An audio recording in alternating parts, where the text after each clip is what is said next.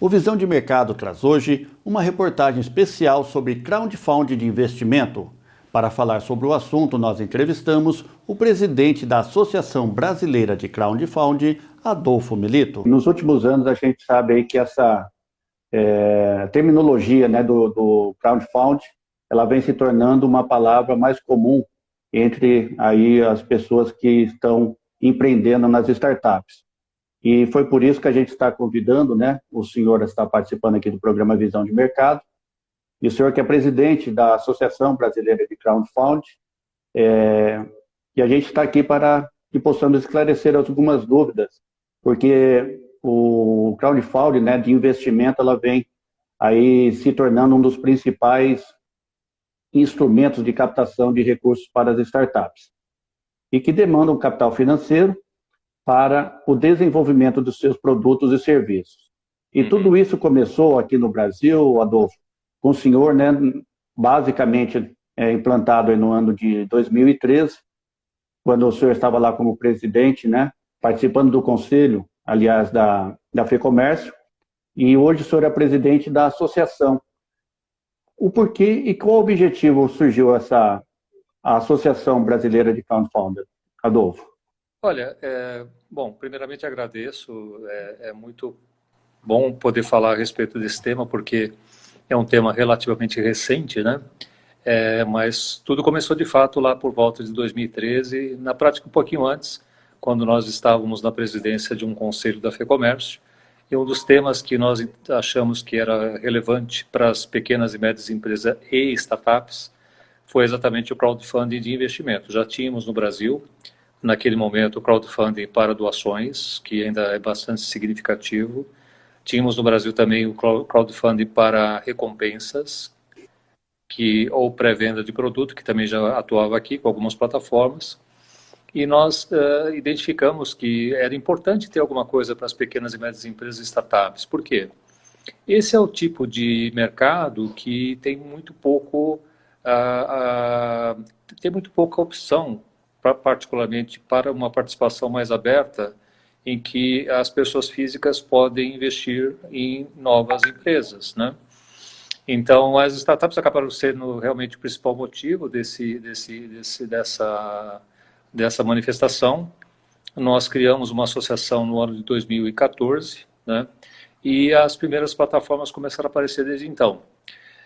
Na prática, hoje eu retomo a presidência da associação, tenho também uma plataforma de investimento chamada My First IPO, que foi criada no início de 2018, e nós temos trabalhado em projetos que têm como prerrogativa negócios novos, que são desenvolvidos também um pouco do expertise da My First IPO, de colocar de pé negócios novos para depois então buscar o mercado de capitais. Então essas são as questões que estão sendo colocadas. Esse mercado, ele surpreendeu, né, a CVM, porque a CVM, Comissão de Valores Imobiliários, ela já estava, na realidade, com uma regulamentação pronta. Essa regulamentação vinha de 2005 e não havia sido utilizada por nenhuma outra empresa. Era previsto que você poderia fazer esse tipo de oferta sem aprovação do registro na CVM, sem aprovação da oferta propriamente dita, poderia ser feita sem o concurso de instituições financeiras, já tinha essa previsão. Poderia ser feito para quem? Para as micro e pequenas empresas, dentro do regime de micro e pequenas empresas, o chamado Simples Nacional. Então, mas nunca ninguém tinha utilizado, e nós identificamos que aquilo lá estava pronto para ser utilizado. A CVM fez conosco, então, uma primeira reunião, que envolveu todo esse chamado ecossistema naquele momento, em que foi confirmada essa premissa de que era possível utilizar e faltava então criar os negócios para isso.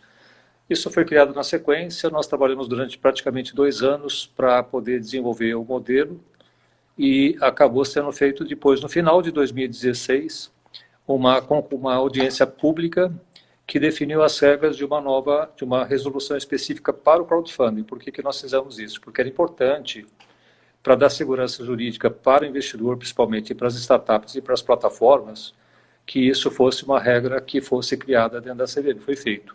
Mas mesmo antes da regra ter sido criada, já tinha sido movimentado cerca de quase 30 milhões de reais. Se eu fizer uma retrospectiva até hoje, nós estamos falando que desde o primeiro momento, que foi um pequeno caso em 2014, alguns casos em 2015, depois começou a crescer, e depois da resolução nova que veio em 2017, nós tivemos um crescimento quase de 350%, atingindo no ano de 2018 um recorde de 46 milhões de reais investidos naquele ano, né? Interessante, porque metade desse valor foi de investimento em startup, e metade foi de investimento que a gente não previa, mas estava acontecendo, de investimentos em projetos imobiliários. Então, hoje você tem essas duas vertentes. Se você somar tudo até hoje, o nosso levantamento mostra que nós tivemos 230 ofertas e um total de mais de 200 milhões de reais de investimentos feitos por praticamente 10 mil pessoas diferentes, né?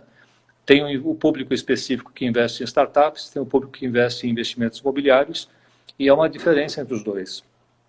Investimento em startups tem um investimento um pouco mais de risco, né?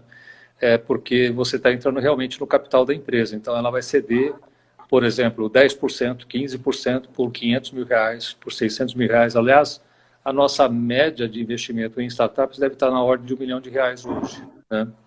E fazendo uma verificação do que está sendo feito num ano, como o ano passado, por exemplo, que foi um ano bastante bom, nós falamos que em startups se investe cerca de 50 milhões por ano. E em investimentos imobiliários, outros 50 milhões de reais por ano. E aí eu vou comentar depois com você quais são as características e perspectivas que isso tem pela frente. Mas essa foi a ideia. Então, criar um mercado novo, né? Inicialmente eram 2 ou 3 plataformas, hoje já temos registradas na CVM cerca de 26 plataformas. Elas todas estão, de alguma forma, associadas à Associação Brasileira de Crowdfunding de Investimento, que nós coordenamos, mas é um grupo bastante comprometido. Esse é o ponto mais importante, mais relevante, que fez com que a CVM desse uma tratativa bastante especial, a ponto de ser considerada uma das regras de negócio em crowdfunding de investimento mais avançadas que tem no mercado mundial. Bom, do conhecimento do senhor, a cidade de Marília é um celeiro, né, principalmente na área de tecnologia da informação, principalmente devido aos cursos que tem aqui na cidade, né, principalmente do Univem, que já está, eu acho, se não me engano, a 3ª ou 4ª edição do Pitch Day, sempre com startups novas. Daqui surgiu, né, de Marília Trey, que começou lá na incubadora de empresas, hoje foi vendida aí para a local web. Como que o senhor vê a cidade de Marília, a região de Marília, com relação às startups, Adolfo? Olha, eu vejo o principal ponto, né? Existe uma tradição, não é bem a tradição, mas assim, existem muitos negócios na área de tecnologia digital que foram desenvolvidos em Marília, e algumas delas, como você já mencionou, já criaram uma perspectiva de crescimento maior, né? Então, você citou uma delas. O ecossistema, o chamado, digamos, como é que você tem essa estrutura de...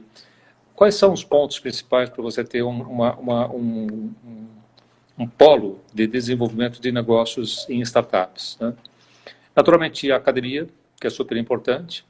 O outro ponto é que você tenha um pouco de P&D, pesquisa e desenvolvimento relacionado à academia, mas também às empresas. O terceiro ponto, você precisa ter obrigatoriamente as startups, porque elas fazem parte desse sistema. É muito difícil você encontrar uma universidade, uma faculdade, uma organização que desenvolve coisas novas cuja startup não esteja junto, né? Isso é muito, muito, muito difícil acontecer. Eu cito até o caso aqui do IPT em São Paulo, que agora passa a ter as startups também acopladas, coisa que nós, em 120 anos de IPT, nós não tivemos, né? E tem, finalmente, o capital de risco. E aí que entra exatamente o papel do investidor de risco, que pode ser bom, nas categorias respectivas que se conhece, um investidor que investe de um primeiro momento muito inicial, que é o investidor anjo, né? O investidor que investe a partir do crowdfunding, que também pode ser da mesma escala, ele não compete, ele é complementado. O investidor que vem numa sequência que faz o chamado pré-seed ou pré-venture capital, né? E você tem fundos aí já considerados, e cada vez que você considera essas etapas, você está falando de valores maiores, né? E o que está acontecendo agora? Eu vou comentar depois. É que existe uma revisão da regulamentação que nós criamos e foi criada em 2017, a CVM, a pedido de uma das plataformas, basicamente da associação, está promovendo uma revisão geral daquilo que foi feito e que tem sido bem sucedido ao longo desses últimos 2 anos e meio. Foi publicado no último dia 26 de março um edital, e agora nós estamos aqui também em quarentena, dedicados a verificar quais são as características desse edital e trabalhando nas 26 plataformas para poder criar o que a gente chama, digamos assim, o novo nível, né? Nós estamos mudando de patamar, porque agora os valores serão mais elevados, as exigências para as plataformas serão mais elevadas, as proteções para os investidores serão mais elevadas, então tem uma série de aspectos que estão sendo agora revisados pela CVM em conjunto, naturalmente, com as associações, para que a gente dê o próximo salto nesse mercado. Visão de mercado com Rogério Cabral. Oferecimento: Univem, Eficaz Consultoria, Bredas Sistemas. Comece bem o seu dia lendo o Cada Dia. Unimed Marília, Colégio Cristo Rei, E-Produtiva, Assim, Centro Automotivo Porto Seguro Marília, Magnogás, revendedor autorizado com Cigás, Star LED, publicidade em LED, CW15 Coworking, Amigas do Lar, Vidraçaria Amazonas, vidrada em você.